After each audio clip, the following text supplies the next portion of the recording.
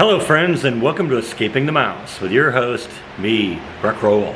Alright, I got a little project I need to do today. As you recall, about 2 years ago, almost 2 years ago to the day now, I bought this house, and shortly afterwards I bought a lawnmower, a riding lawnmower, because I have a big yard, and you know, it's a lot easier than pushing a lawnmower around when it's 100 degrees out like it is today. But it's been 2 years now, and the thing recommends that after about every 50 hours of use you change the oil. I don't know if it's been 50 hours yet, but today seems like a good day to change the oil. Problem is, I don't really understand how to do that, but fortunately I got the manuals. That's right, guys can read the manuals. Surprise, surprise, news flash. So I've kind of read through the instructions. It doesn't seem terribly difficult. Seems mostly like changing the oil in your car. So I'm going to do that. There's one little issue I got to deal with, and let me show you what that is. Now, the way this usually works is at the bottom of the motor is usually a little valve, and this is the valve right here. And you open that up, and it drains the oil into out of the engine and into whatever receptacle you wish to place it in. I'm just going to use this old ice cream bucket here. The problem is, if you disconnect this valve right now, you're going to have oil pouring all over the frame on this thing. Like I said, it wasn't very well designed. I would have had this thing extend out a little bit, so when you drained it, it just drained right into the bucket. Now, to deal with that, there was a little plastic piece that came with the mower, and I have been unable to find that little plastic piece. I know that piece was designed for when you did the oil change, but like I said, I've been unable to find it. I thought it was in the shed. It doesn't appear to be in the shed, so we're gonna have to kind of improvise. I went to Home Depot and just bought a little piece of PVC, and I think what I can do is kind of wedge that under there, and hopefully the oil will come out here and go into the bucket. But I don't know. We're gonna have to see if that works. We may end up making a mess here, and we're just gonna have to try and see what works. Now, the manual itself says that the motor holds about 48 ounces of oil. That's about a quart and a third. Not a whole lot, but fortunately Home Depot had little buckets of 12 ounces of oil, so 12 times 4 is 48, so that's great. They also had the oil filter I'm going to need, so we're going to replace that at the same time. Generally you do that when you replace the oil anyway. So first thing they said to do is to disconnect the spark plug. I guess they don't want you getting any kind of a spark in there when you got the system opened up. So the spark plug is right here, and I'm just going to kind of pull on that, and that just comes off, and now we're safe here. Now there's no way of getting a spark to the spark plug and firing up the motor. Next thing I got to do is unscrew this little nut here, and I think I can do that with a box wrench. So it turns out my little tool didn't work, and I made a little mess all over the frame. So we're going to have to do a little cleanup before we button this up. But I have succeeded in draining the oil and preventing most of it from getting on the garage floor. There is a little bit, and we're going to have to do a little cleanup in here too, but that's just the way it goes sometimes. Alright, I got all the oil drained out of the system. I've cleaned up a big part of the mess, but we're going to have to let this thing sit for a little while just to hope that some of the oil kind of leaks through and ends up where it should be here and not pooling on top of the framework here. I'm actually seeing now there's actually a little bit of it on this little pulley system down here, so we're going to have to do a lot of cleaning in here, but that's just kind of the way it goes when you can't find the right part. So we're going to have to rededicate our efforts to finding that part, or perhaps replacing it. But since we got the oil drained now, let's move on to the next step, which is going to be replacing the oil filter. Now, the oil filter is here on the other side. This is it here. And so it definitely looks like the thing I got is the right piece. It's got the same part number this thing calls for. So this thing just has to be unscrewed, and it will kind of gush a little bit of oil also when it's opened up. So I got to be ready to catch that too.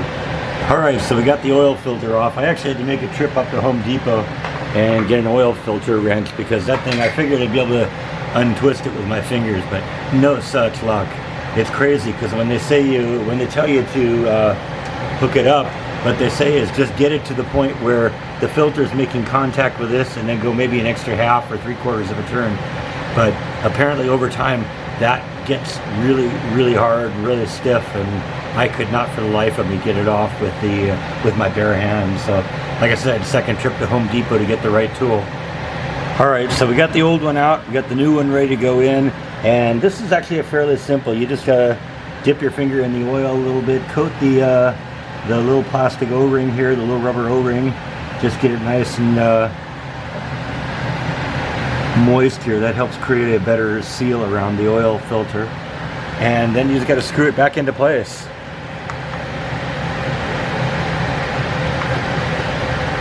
Okay, so that's about where the gasket is making contact, so I'm going to go about a half a turn, and it's set about 3/4 of a turn tighter. So that should do that. Now we ought to be able to put the oil back in, or put some new oil in here, and let's see how this thing works.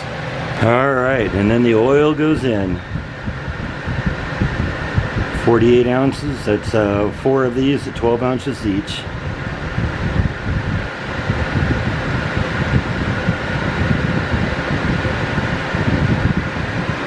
That's one.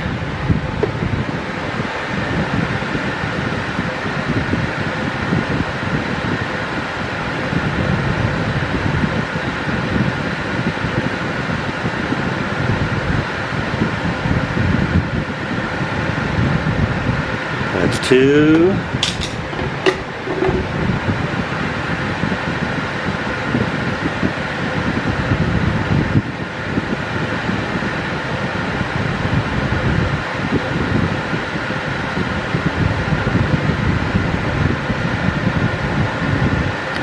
That's 3.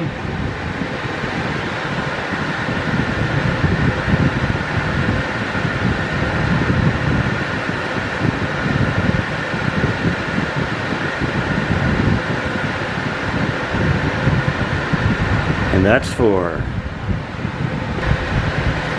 Then we're going to check the dipstick level. Dipstick level looks pretty good. So I think we're ready to go. Let's see, do we see any leaking here? The only place there should be a leak would be here, and on the other side over here with the oil filter, because that's really the only place that we opened up. Now they recommend running it for a little bit just to make sure that there aren't any problems.